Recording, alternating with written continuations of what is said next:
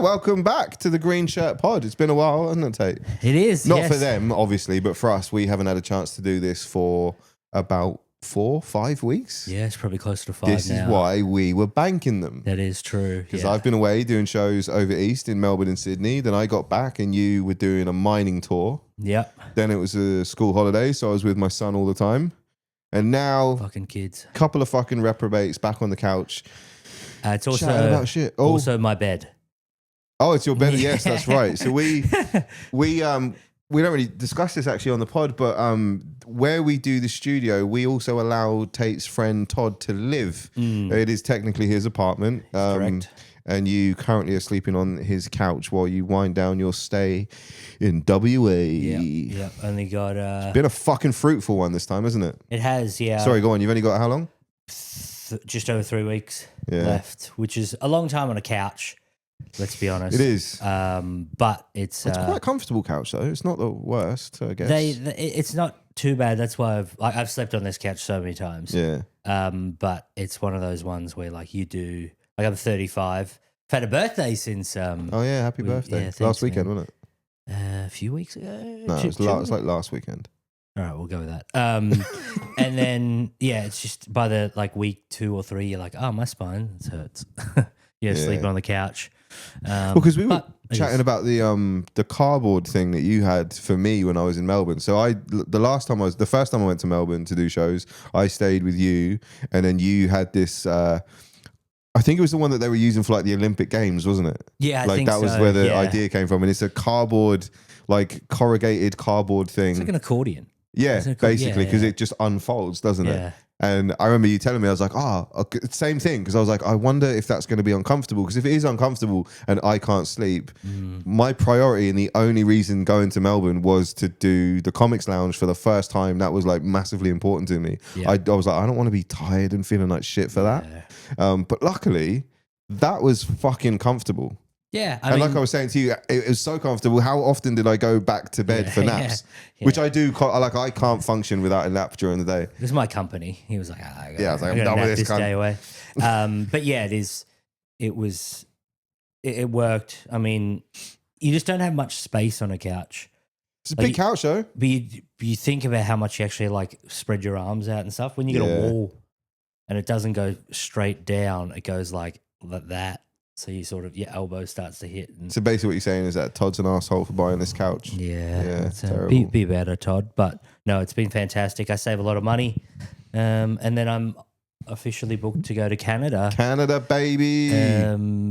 October 21st. Yeah. So another couch, most likely. I'm staying at my mate's house for a lot longer. And Canada, you've been reaching out to rooms and stuff to do shows when you're over there? Or? Not yet. I will. I wanted to get, I don't even know. I'm trying to think of the things that we've spoken about, but I think in the time since we've last done a pod to today, that I came to WA in search of pro spots at the lounge. And you got them. And I got them. Yeah, I don't think we had, because I think it has been about 5 weeks. And I know around that time that when we were recording, you and I, probably off the pod, we're talking about all that sort of stuff, but I don't think it really come to fruition. No, not yet. But so to put the listener in the picture, you've already done one. You did the Fremantle Lounge a few weeks back, didn't you? Yeah. And then you got the City one, which is the big one. The City's like, for those of you who don't know the Perth comedy scene, we have like we have the Comedy Lounge, which is branded, and then you have they have 2 rooms, one in Fremantle, which is where we are right now, and then another one in the City. And the City's like the one where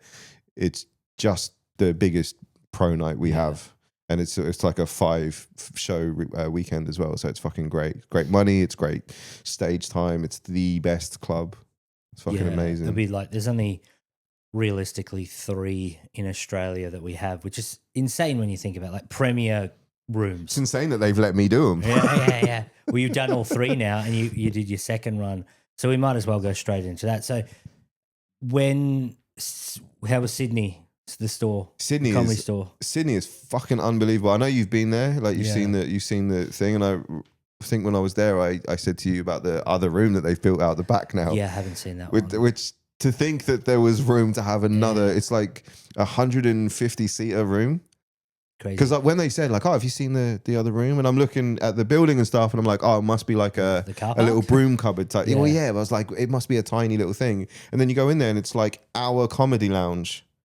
In this place, I'm like, this is your extra room, because the main stage, which you have been to, is I think it's about 250 or 300 seater, and it's like our lounge but on steroids. It's crazy. That is, I think, for all intensive purposes, that's probably the best setup I've ever been a part of. Yeah, it was crazy, and the shows were fucking amazing too. The acts were incredible. I gigged with Anthony Salome, which I think he was here about 2 weeks before I went over there. Oh no, I wasn't talking to you about him. Sorry, I was talking to Evan. Evan gigged with him at the lounge, and he was like, "Oh, he's really funny, but he's just a lovely, lovely dude." And he really is. He's he's fantastic. They were great. And then back to Melbourne for the second run, which is, I think I was saying to you at the time, like planning it. Yeah. Like anyone can get one run. Yes. It's getting that second run, and that was the one that I was like super nervous about just getting. And then as soon as it was booked in, I could kind of relax. And I know we were talking about it on the phone too. Like this one was way more. I could enjoy it more. I could relax and go like, all right, well, this isn't an audition now. Like the store was an audition. Again, it's hard to get that first run, but you can get a first run. If you fuck it up, good luck getting another one. See, that's me, because we didn't mention that you and I are actually both on the show next week. We are both on the show. Pretty like, it's awesome. Yeah, it's crazy. Yeah. When you sent me the dates, and because you got your dates, and then I didn't have anything booked in, and then he messaged, I think, like a couple of hours later, and go, "Can you lock these dates in?" And I immediately cross-referenced, and I was like, "Holy shit! 15th and 16th, we're doing the same weekend." Yeah. I was so pleased about that. Yeah, my debut, and your 1,000th time there. Yeah. Yeah, I think that I've done our lounge more than any other room probably now. Which is pretty incredible. Again, very lucky, but yeah, it's I love that room. I love it. It's still super intimidating for me. Like every time I walk in there, my heart rate does go up a little bit, regardless of what I'm there for. Yeah. I've gone there just to meet him, and I'm like, getting really nervous in there. See all the pictures on the wall. You've already got your picture on the wall, which is pretty impressive. Yeah, that's another one that I'm always really like. Every time I walk up those stairs and I see my picture, and I'm like, oh. Yeah, that is a cool thing. It is, and I know it's a very superficial thing, but when that went up, I was like, oh man, like not like I've made it type, nothing like that, but just seeing it, I was like, I'm up there with some of the best fucking comedians in the world. Yeah, and like Jim Jeffries and massive acts on there. I love seeing and obviously I like seeing that because I'm on it, but I also love it when you go to another comedy club. So like the store have got them, and that's cool. The store, like it's incredible. Years though, and they're dated, and it's all their posters. That's why I like it. Yeah, I think it's so cool. And then the Comics Lounge in Melbourne has the same thing. Like out the back, there's a Polaroid wall with just every big everyone from fucking Louis CK and Sam Talent and to our like killers like fucking Muggleton and Andrew Wolf and stuff. Like it's I love every time I'm there, I just look at that wall for like half an hour. Yeah, you see someone, you're like, oh fuck, they were here. Yeah. I also didn't realize too that it's alphabetized. Oh really? Yeah, so it's with their first name, so it's like Arj Barker, Andrew. Do you know what I mean? Like it's like that.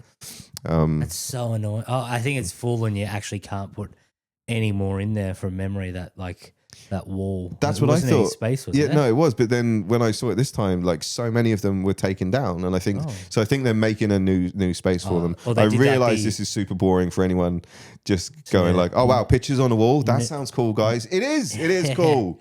It's so cool because you see like some of them are your peers, and then some of them are people that you have been watching or idolizing for fucking forever. Yeah. Like to think that I was in the same room that Louis CK was in, I get goosebumps. The same room that Louis CK jerked off in is crazy. Yeah, it's crazy. That I jerked off in as well. It's like, what the fuck? All that sort of stuff. It's like, well, that was their trajectory to a certain point, and you've hit that mark and ticked it off. So it is pretty cool. So Sydney, Melbourne, anything ordinary happen out of the blue? Any interesting things? Do you know what? This time, I took very much a Louis CK approach, and I wanked everywhere. Hey, would you like to watch me do comment? No, no, as in so when I went to Melbourne the first time, you and I spent all our time together. Like I was with you all the time, and it was great. But it was a very different way that I usually do things. Yeah. So I'm quite a solitary person. And I'd heard Louis C.K. talking about how he starves himself of like social interaction and all this sort of stuff, so that all the excitement comes from just doing the gig. Yeah, and then wanking in the hotel room afterwards, I guess. But all the excitement. but the main, I'm bursting with excitement. It's like, yeah, we've seen it, mate. Yeah. It's in that pop plant. But the main, I think that was one of the things. Like I was by myself the whole time, apart from the last probably like half a week or so in Melbourne. I stayed with a comic over there, but the rest of it was just completely me by myself, and it was nice because I just got to read, write, sleep, and then but the only focus was the shows. Yeah, because people sometimes be like, oh, how come you don't take your family with you? I'm like, because it's a work trip, and this way I don't have to worry about entertaining anyone or what we're doing today, because I can't just sleep for fucking all day if I really want to, if I have my wife and my child with me. We're gonna go and do stuff. So it's a different time. Pure comedy. It was, and I got to read, especially this, like I said, Sydney I was quite nervous about, again, the whole audition thing. So that was my only, I didn't have to worry about anything else. I did minimal work while I was away. Don't worry about that. But I just, I just fucking slept and kind of went over my stuff and then went and did the shows. It seemed to work. It sounded like every show was good. Yeah, it was really good. I had some amazing feedback, so I'm happy about that. Anyway, enough about me. You did a mining tour, which I've never done. Like I've done mine sites, but you did a whole tour. So you talk me through that. You left. Yep. So we left on a early Monday, drove for I think 11 hours to get to, I couldn't even remember where the place is, like outback Western Australia, to a mining site. North, right? This is all. Slowly making our way up to Karratha. Yeah. So if you look on a map from Perth to Karratha, which is about 20 hours or something. Something ridiculous like that. It's like a drive. 16 or 17 hours, which on the Sunday, the following Sunday, we did that entire drive, didn't you? Yeah, in one day. So which is the equivalent from, I just say, Victoria to Los Angeles in a plane. Like, that's how long we were flight-wise, Yeah. Because the actual flight, Perth to Karratha, Xavier and I did it when we did that one gig up there. I think that's just like an hour. Yeah. So it's just, as soon as the plane like reaches its height, it's coming back down again. Yeah, it would have been nice.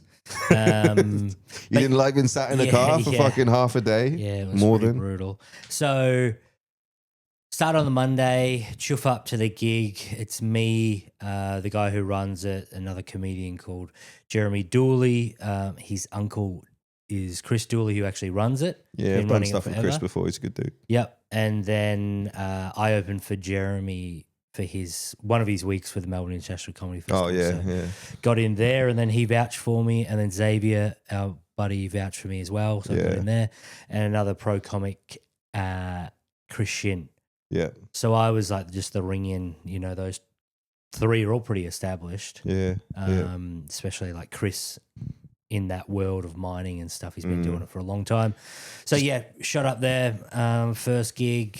Goes to show that how important good people vouching for you is. Yeah. Well, I got like the most money I've ever made in comedy in a week. Yeah. And it was realistically, I think I was telling you, it took me fucking 10 years to make probably about $5,000, and I made most of that in a week. Most of probably more than half of that in a week. I think the thing that we were relating it to was sometimes you do like a shop fitting job, and I think the money was comparable to that, wasn't it? Yeah. And when you think about really how long the days are when you're doing that job, because again, you would be on the other side of the country, but we talk on the phone, and you would be working like 13, 14-hour days. Yeah.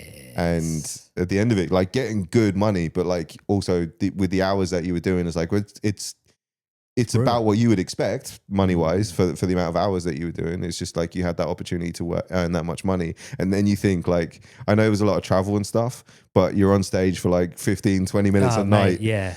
And it's making the same money. 15 minutes. It's unreal. And then, it was tough. I won't lie, in terms of like the gigs, because these mole people have been living in the earth for 12 hours. Yeah. They wander up to the surface.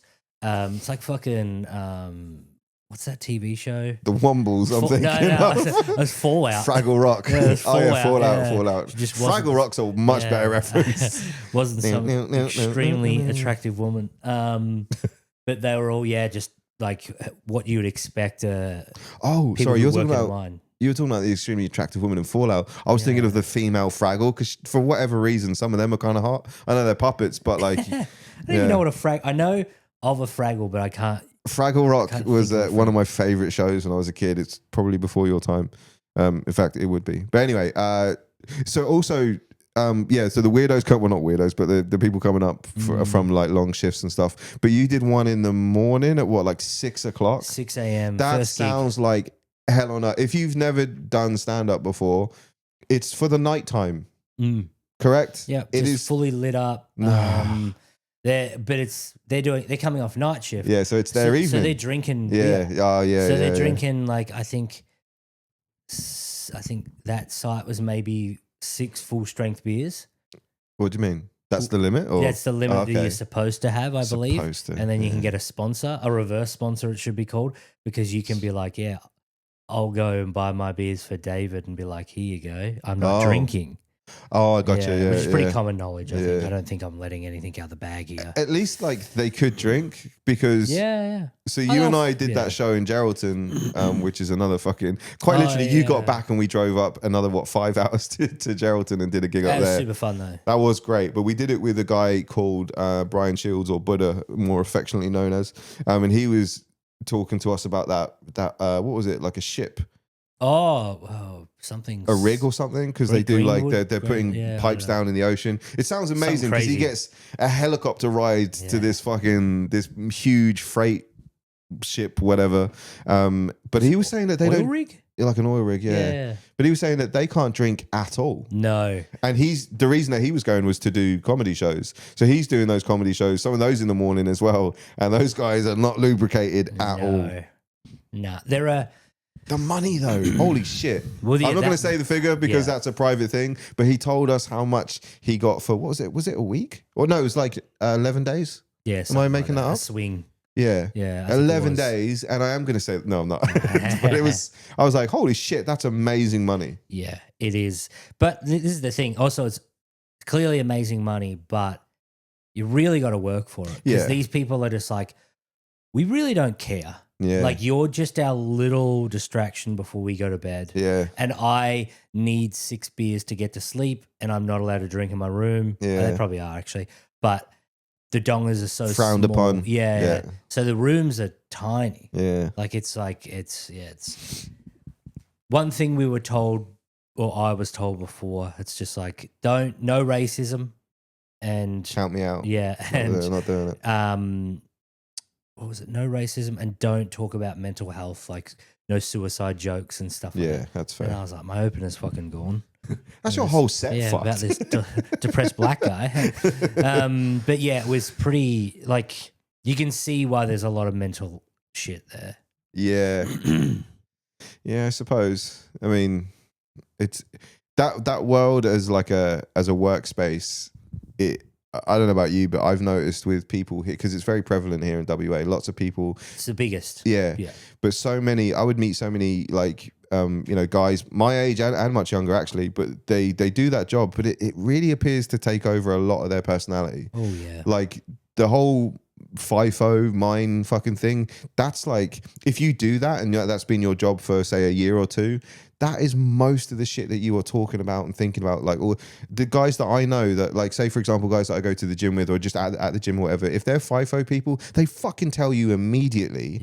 And it's all they talk about. It's their whole lives. I have one friend though who was telling me that he does it and he makes great money. And he goes, if I could get a job doing the same sort of stuff in the city for like even 20 to 30% less, I would take it. Yeah. He goes, it's just impossible to find those jobs because they're paid so well for doing what they do out there. Some of them do get paid really well in terms of like the hourly rate, but like your Joe Schmo can go up there, cleaner, get like $36 an hour, which is like, it's decent money. Yeah. But you do a 12-hour day. Well, this is what we were talking about So, with the shop fitting stuff. Yeah, It's yeah, like you were making decent money, but it's the fact that you were doing 12, 14-hour days. 80 hours a week. Exactly. Yeah, yeah. So that adds up. Yeah. I mean, that's fucking illegal, I'm certain. But yeah. It's not in the mines. But it is one of those ones where you're like, your work stinks. Have a laugh, boys, and 3 random ladies. But when they were up for it, It was super fun, but some of them were genuinely fucking like tough. I think it's good to go in there knowing that though, and not having like high expectations. Well, I will say to anyone who sort of asks, and I'll be honest with them because I think I'd have to, and I wouldn't vouch for a lot of people, to be fair, because there's a lot of like newer comics who've been like, the mining gigs, I'd love to do that. And I'm like, in my head, I'm like, you will die. You are. I can tell you now, you they're might not get for me. raped.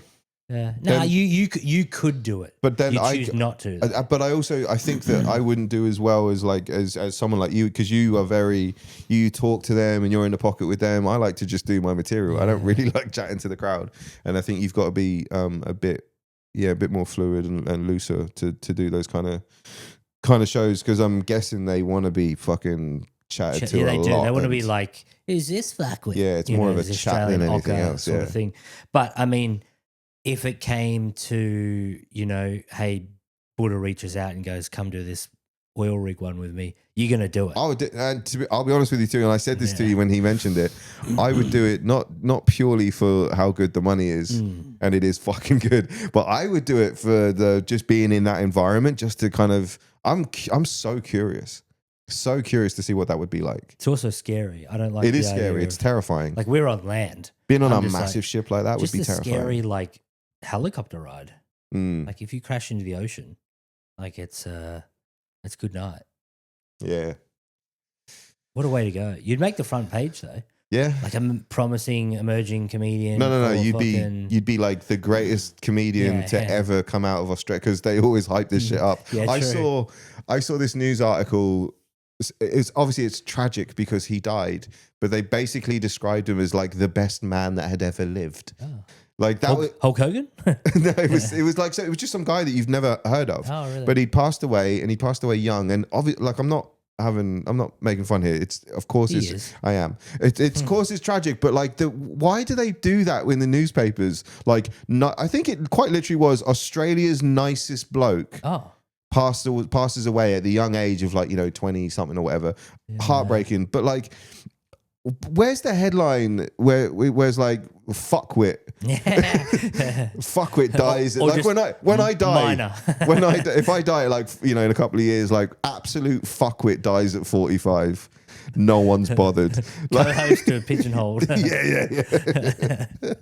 Yeah, it's I guess that. What is there? There's a term for it. Don't speak ill of the dead. Is that it? Yeah. You're not supposed to anyway. Oh, I guess because they can't fucking fight back. But also too, like, there's a lot of people that fucking who are dead, and I'm like, you stink. I can't think of like Hitler. He wasn't great. No, I mean, I think I've seen that joke. It's like the one person you can sort of slag off is Hitler. Everyone's just like, and you can no holds barred. You can say anything you want about him. Yeah, he's like, he like getting shit on. But like, I do think it's it's not funny. It's just I'll see people like when Ozzy Osbourne dies, right? And suddenly everybody is his biggest fan. Yeah. He's the greatest person that has ever lived to so many people. COVID. But like I have so many friends that were like, oh man, he was an inspiration to me. He was this. You've never mentioned him. You've never mentioned him ever once, not once ever in your fucking life. I don't think you've even said his name out loud before.